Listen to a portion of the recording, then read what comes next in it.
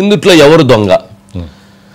ఆంధ్రప్రదేశ్ అనేటువంటి ఒక రాష్ట్రంలో ఒక లిక్కర్ మాఫియా అనేటువంటిది ఒకటి తయారయ్యి ఆంధ్రప్రదేశ్ ప్రజల్లో కొంతమంది ఎవరైతే మద్యం తాగేటువంటి వాళ్ళ దగ్గర నుంచి వాళ్ళు అత్యధికంగా డబ్బులు వసూలు చేసి వాళ్ళకి నాసి రకమైనటువంటి బ్రాండ్స్ని అందజేసి ఆ కల్తీ మద్యాన్ని తాగించి వాళ్ళ దగ్గర నుంచి ముక్కువిండి డబ్బులు అత్యధిక ధరలు వసూలు చేసి ఆ ధరలు కూడా వాళ్ళని ఆన్లైన్ పేమెంట్స్ కాకుండా క్యాష్ రూపంలో కలెక్ట్ చేసి ఆ క్యాష్ రూపంలో కలెక్ట్ చేసినటువంటి డబ్బులని వీళ్ళు విదేశాలకో సినిమాలు తీయటానికో హైదరాబాద్లో రియల్ ఎస్టేట్ సంస్థల్లో పెట్టుబడులు పెట్టడానికో లేదా ఇతర మార్గాలకో వీటన్నిటినీ వినియోగించారు. ఏది ఆంధ్రప్రదేశ్ ప్రజలకు సంబంధించినటువంటి ఎవరైతే మద్యం తాగేటువంటి వాళ్ళ దగ్గర నుంచి వసూలు చేసినటువంటి అక్రమంగా వసూలు చేసినటువంటి సంపద డబ్బులు. అయితే అదంతా కూడా వాళ్ళు ఎవరైతే అందుట్లో ఎక్కువగా కూడా ఇది లో బడ్జెట్తో లో ప్రైస్లో ఉన్నటువంటి మద్యం అంటే తక్కువ ధరకు దొరికేటువంటి మద్యం ఆ మద్యంలోనే వీళ్ళు ఎక్కువగా కల్తీ చేసి దాంట్లోనే ఎక్కువ వసూలు చేశారు.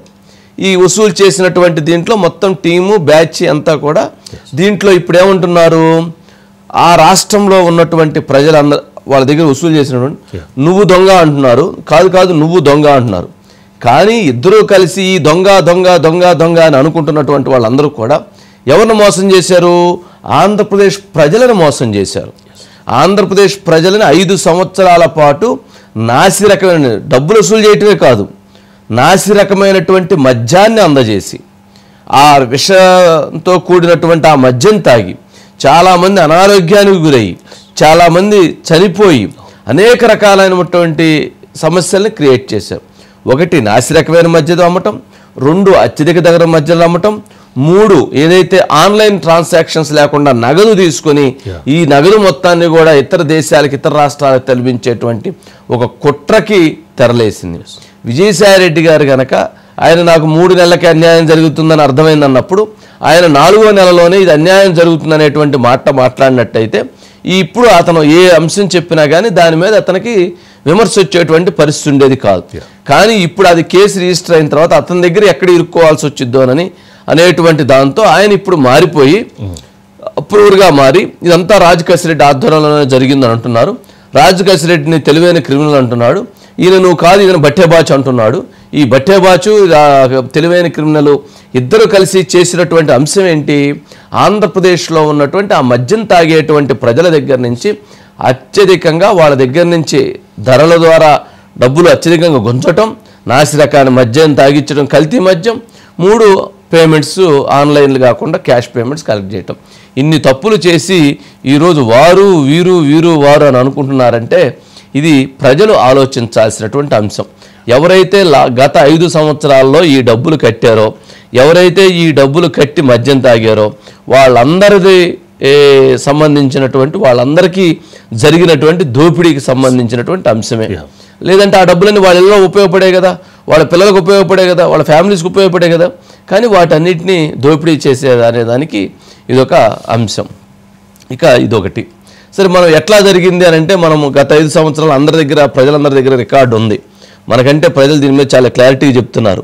99,000 కోట్ల రూపాయలు గత 5 సంవత్సరాల్లో జరిగినటువంటి మద్యం లావాదేవీలు. ఏది గత 5 సంవత్సరాల ప్రభుత్వం చూపిస్తుంది. 99,000 కోట్ల రూపాయల లావాదేవీల్లో 650 కోట్ల రూపాయలు మాత్రమే క్యాష్ ఆన్లైన్ ట్రాన్సాక్షన్ జరిగినాయి. అవును సార్.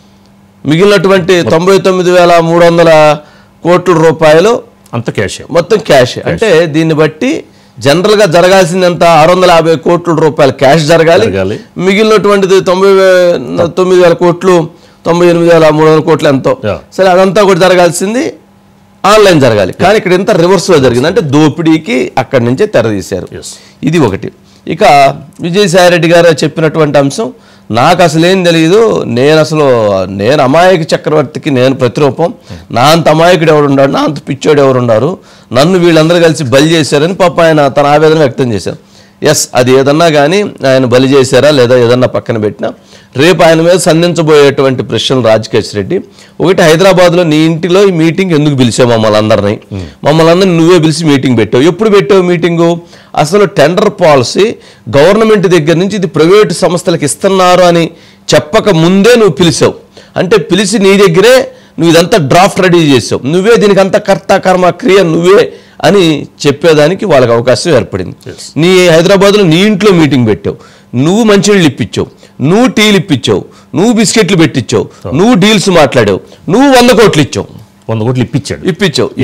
నువ్వు ఇప్పించాను ఇచ్చావు, అదే కంపెనీ నీది అల్లుడిదే కాబట్టి అని అంటాడు రాజకేశ్ రెడ్డి చెప్పేది. ఇక్కడ జరిగింది. మళ్ళీ అక్కడ కూడా నువ్వు అదే మీటింగ్ పెట్టావు, విజయవాడలో కూడా నువ్వే మమ్మల్ని అందరూ డైరెక్ట్ చేసావు, నువ్వే కదా అమెరికా నుంచి తీసుకొచ్చానని చెబుతున్నావు, తెలివైన క్రిమినల్ నువ్వే చెబుతున్నావు కదా, సోషల్ మీడియా అప్పు చెప్పానని చెప్తున్నావు కదా, నువ్వే జగన్ చూడమని చెప్పానని చెప్తున్నావు కదా, మొత్తం నువ్వే చెప్పావు కదా, ఇది కూడా నువ్వే చెప్పావు, నువ్వే ఒప్పుకుంటున్నావు కదా అని రాజకేశ్ రెడ్డి పూర్తిగా విజయసాయి రెడ్డి గొంతు పట్టుకొని అని అంటాడు. ఇప్పుడు విజయసాయి రెడ్డి అంతకంటే తక్కువ ఏం కాదు కదా, ఇంకా ఆయన ఇంకొంచెం దానికి తగ్గట్టుగా ఆయన రివర్స్లో ఆయన అవుతాడు. ఇప్పుడు చివరికి ఈ ఎవరు దొంగే దొంగ ఆ దొంగ ఈ దొంగ ఆ దొంగ అని చెప్పని ప్రజలను కన్ఫ్యూజ్ చేయకుండా ప్రజలు క్లారిటీగా ఎవరు ఏంటి అనేటువంటి దాన్ని ప్రజానీకం స్పష్టంగా అర్థం చేసుకోవాలి. ఎందుకంటే ఎవరన్నా కానీ వీళ్ళందరూ కలిసే ఉన్నారు లాస్ట్ 5 years. ఇప్పుడు బయటకు వచ్చి ఒకరినొకరు కాదనుకుంటున్నారు. లాస్ట్ 5 years జరిగినటువంటి మొత్తం నెట్వర్క్ అంతా ప్రజలకు సంబంధించి 99,000 కోట్ల రూపాయల దోపిడీ జరిగింది.